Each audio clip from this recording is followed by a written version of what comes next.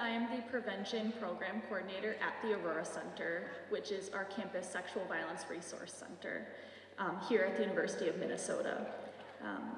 I work at the Aurora Center primarily doing prevention education work, and I am so grateful to be asked to speak here tonight on behalf of my entire team. So thanks again to the Indian Student Association and all for inviting me to speak here tonight. I have had the opportunity to work with the Indian Student Association for the past year, since around the time when I started here last winter, and they've been so incredible. I'm very grateful to be here with you all to share about the Aurora Center and our services. Our team of 8 staff are located in room 117, Appleby Hall, here on the East Bank campus, and we can be reached via email, phone, or walk-in during our business hours of 8 to 4:30, Monday through Friday, or via our 24-hour helpline. Our mission is to support survivors and concerned persons who are impacted by sexual violence.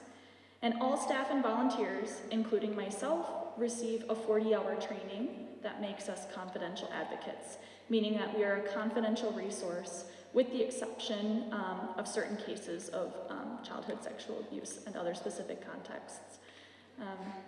Advocates are people who are trained to help people in crisis navigate systems. That's a complex role.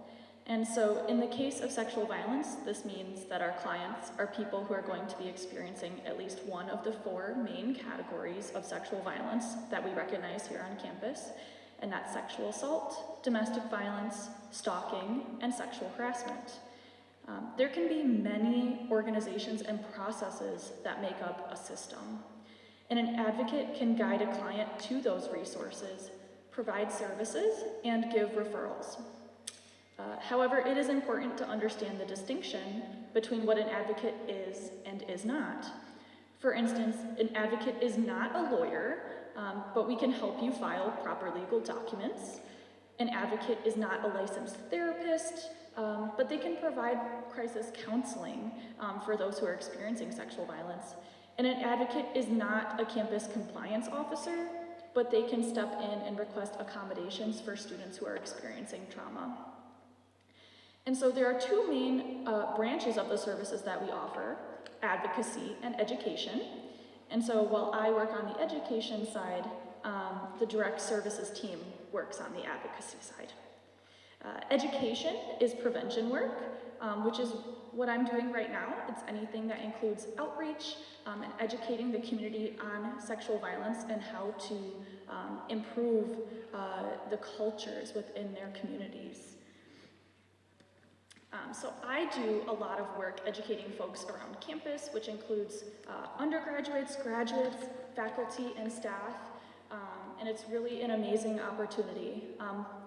And so we organize workshops that involve a range of topics, from basics like consent all the way to intersections of identity and sexual violence. We also consult, work on special projects to bring new curriculum to the campus, and conduct outreach to various campus partners. We utilize a volunteer base to do our workshops and tabling events. If you have not already visited our table, please feel free to say hi to some of my volunteers that are here tonight and get some more information about us. The goal of the prevention side of this work is to reach across the campus community to raise awareness and hopefully give people the education and skills to decrease sexual violence and change the culture over time. And so while I may work on the prevention side on a more institutional level, our direct services team is there to help individuals in their time of need by providing crisis response services. So a lot of an Aurora advocate's daily work involves taking intake and regular meetings with clients to discuss the issues that they're facing and refer them to on-campus and off-campus resources. And we offer a variety of services, including legal advocacy, medical advocacy, academic advocacy, housing advocacy, and if a survivor so chooses, reporting to the institution or to police. And so the Aurora Center team's direct services also provides survivor support groups as well. And so before I close, I just want to offer up some ideas for ways that you can support sexual violence prevention on campus and get involved in advocacy efforts at the U. The Aurora Center offers volunteer opportunities, which include a 40-hour training.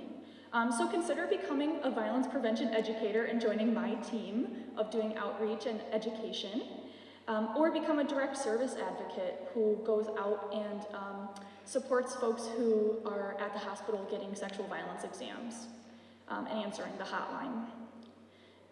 If you have any questions, please feel free to see my students who are tabling or contact us. Our website is aurora.umn.edu. And so another way you can educate yourself further is to request a workshop from me and my team. You can reach out to me by finding me on the website. Again, my name's Alexa and I'm the Prevention Program Coordinator, or you can submit a request on the form on our website. And finally, I encourage you to be thinking about what the needs of your community are and be having conversations about what your policies, procedures, and cultures are like and how you could improve to become more prevention-based and survivor-centered. Again, thank you so much for having me.